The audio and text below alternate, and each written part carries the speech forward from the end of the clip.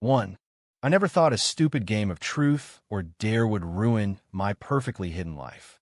But when my lips touched Jake's the rugged Texas cowboy, everyone swore was straight. As an arrow, something inside me cracked wide open, and I knew nothing would ever be the same.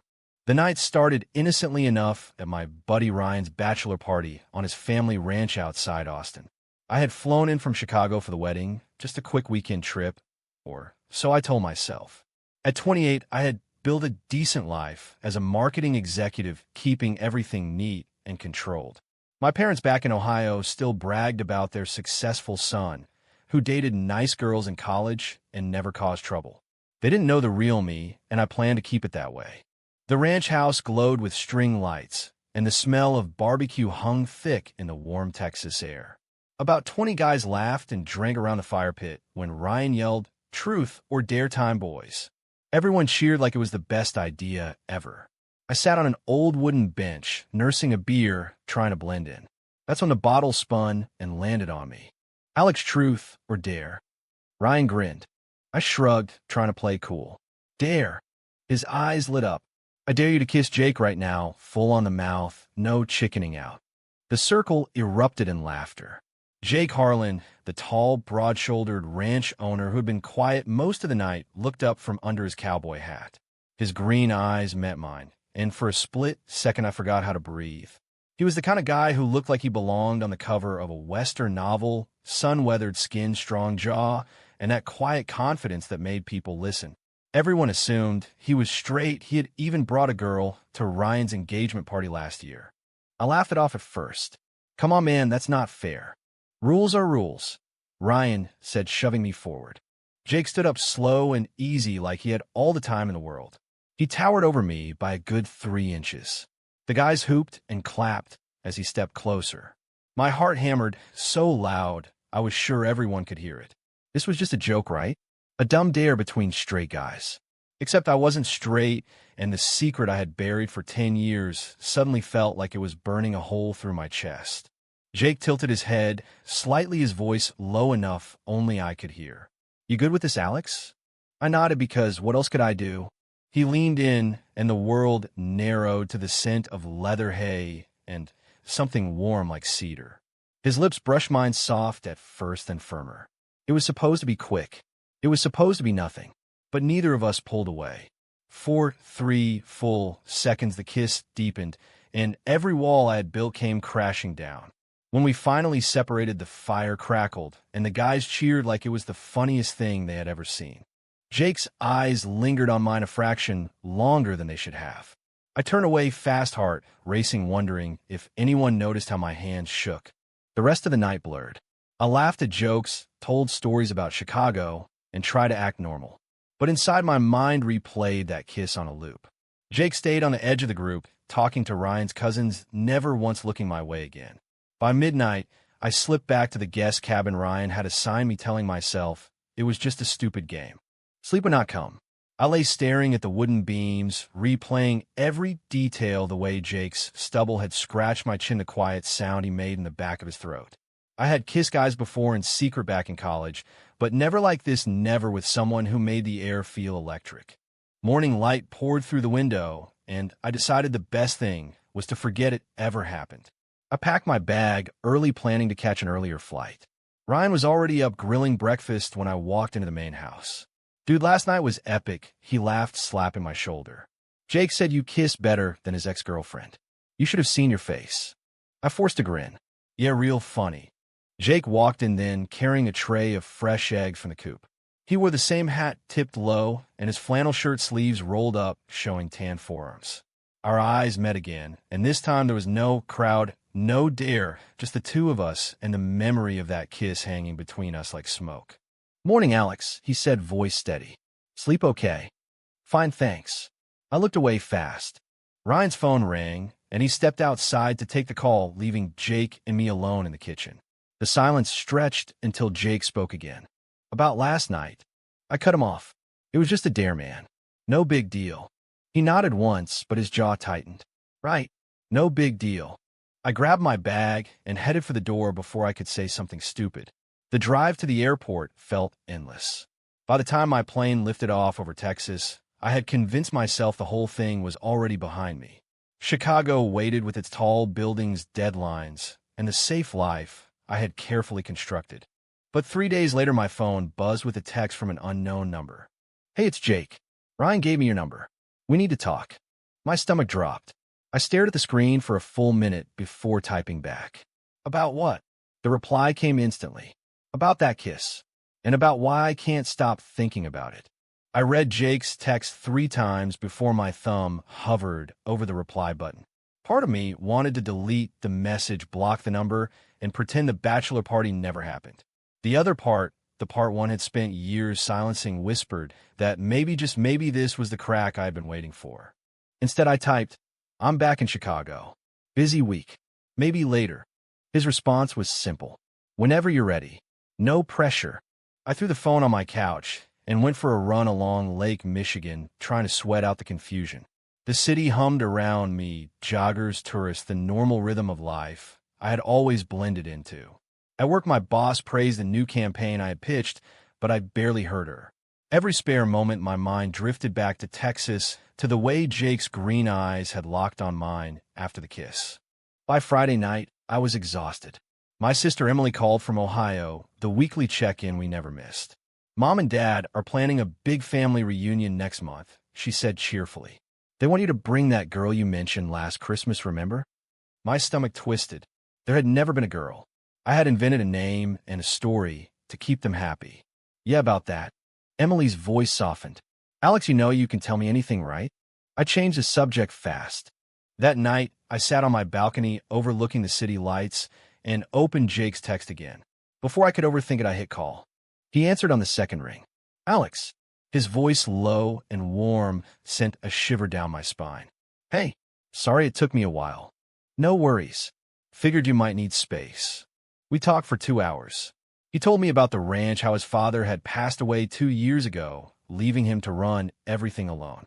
I told him about my job, the pressure to climb the ladder, and the way Chicago winters made me miss the sun. Neither of us mentioned the kiss until the end. "Listen," Jake said quietly, "I'm not good at pretending. That dare wasn't just a game for me. If you're not interested, I'll back off. But if you feel even a fraction of what I felt, I'd like to see where this goes." I closed my eyes. "Jake, I have, but no one knows. My family, my job, everything is built on me being the guy they expect." "I get it," he replied. "I spent years pretending to, until I realized life's too short for lies. No rush, though. Just know the door's open." We hung up, and I sat there until the sky turned pink. For the first time in years, the secret didn't feel like a weight, it felt like a possibility. 2 weeks later, I had a conference in Dallas. I told myself it was coincidence that I booked an extra day. Jake met me at the airport in his old pickup truck, wearing jeans, a white t-shirt, and that same cowboy hat. When I climbed in, he smiled, and everything felt simple. We drove to a quiet diner outside the city limits. Over coffee and pie, he told me his story, how he had dated women, because that was what his father expected, but had always known something was missing. The ranch kept him busy, but lonely. "I don't want to push you," he said, "but I also don't want to hide anymore." I reached across the table and took his hand. It was calloused and warm and felt like coming home.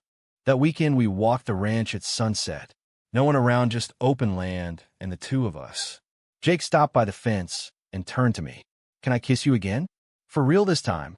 I nodded, and when our lips met, it was slow and honest. No audience, no dare, just us. Back in Chicago, the high lasted exactly 4 days. Then my mother called. "Your cousin saw pictures from the bachelor party on Instagram. She said you and some cowboy looked awfully cozy. Is there something you want to tell us, sweetheart?" My blood ran cold. The photo was innocent enough, just Jake and me laughing by the fire pit after the dare. But my cousin had zoomed in and captioned it, "Alex found himself a cowboy." It spread through the family group chat faster than I could delete it. My mother's voice trembled on the phone. "We raised you right, Alex.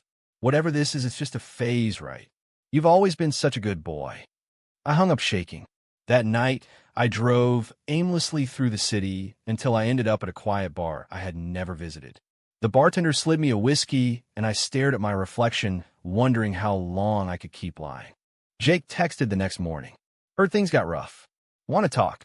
I called him and poured everything out, the years of pretending, the fear of losing my family, the pressure at work where my boss had started making comments about settling down with a nice girl. Jake listened without interrupting. "Come to Texas for a week," he said finally. "Clear your head. The ranch is yours if you need it." I booked the ticket before I could change my mind. The ranch welcomed me with wide skies and the smell of fresh hay. Jake didn't push.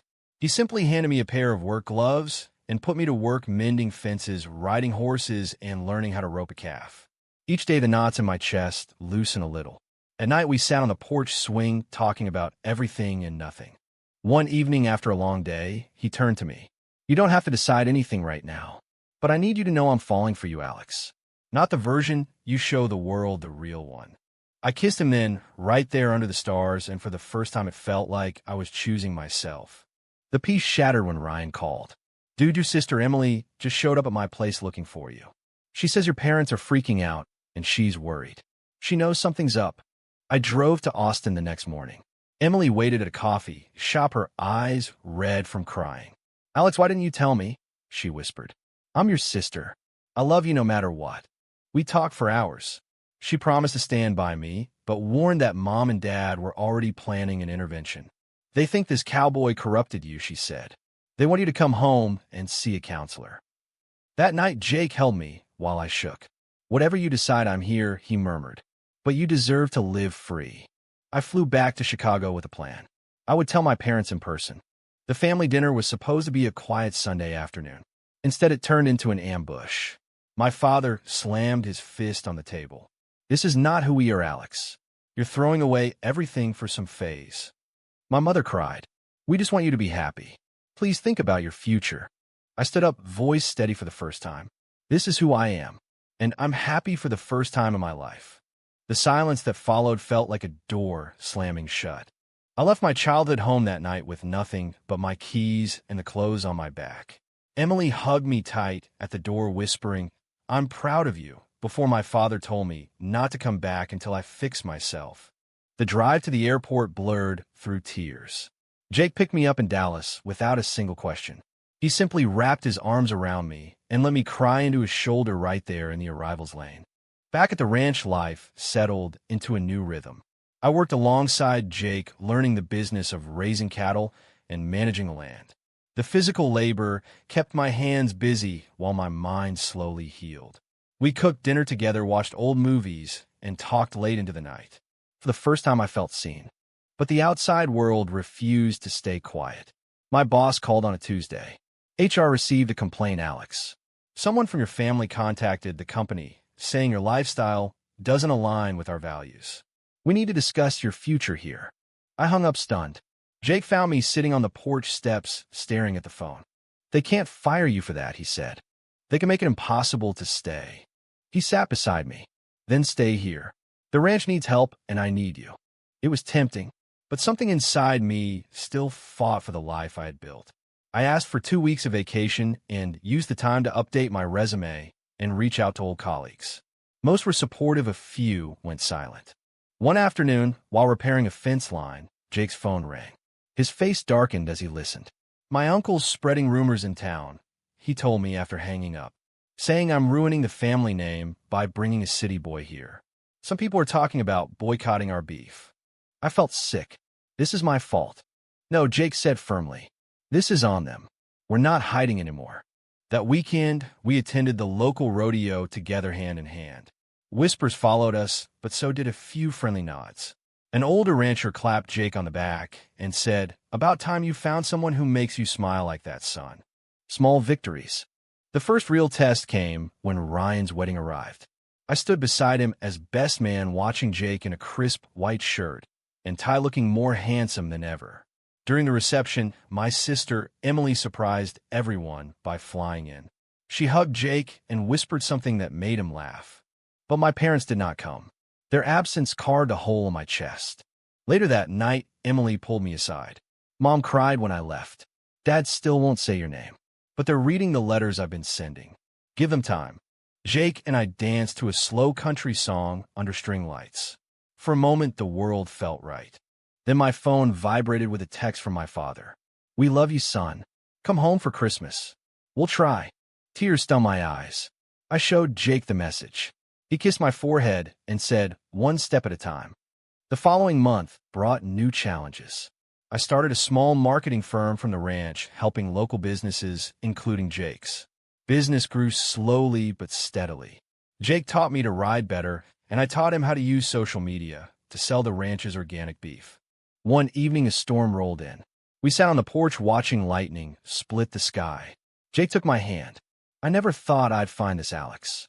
Someone who sees all of me." I squeezed back. "Same here. But peace never lasts forever." My cousin posted a family photo on social media, tagging me with the caption, "Still waiting for Alex to come to his senses." Comments flooded in, some cruel, some questioning. Jake's uncle called, yelling about reputation. I wanted to fight back, but Jake stopped me. "We don't owe them explanations. We owe ourselves peace." 6 months later, I stood on the same porch where everything had started, watching the sunset paint the Texas hills gold. Jake stepped behind me, wrapping his arms around my waist. "Remember the dare?" he asked softly. How could I forget? He turned me around. Best dare I ever lost. We had come so far. My parents had visited, once awkward, but trying. Emily visited, often bringing news and laughter. My little marketing business was thriving, and Jake's ranch had its best year yet. The whispers in town had quieted, replaced by quiet acceptance from those who mattered. I looked at the man who had changed everything with one kiss and felt gratitude so deep it hurt. "Jake," I said, "thank you for waiting for me to be brave." He smiled that slow cowboy smile I had fallen in love with. Worth every second. As the stars came out, I realized the journey had never been about the kiss. It had been about choosing truth over fear, love over silence, and myself over everyone else's expectations. True or false? Hiding who you really are can ever lead to a life worth living?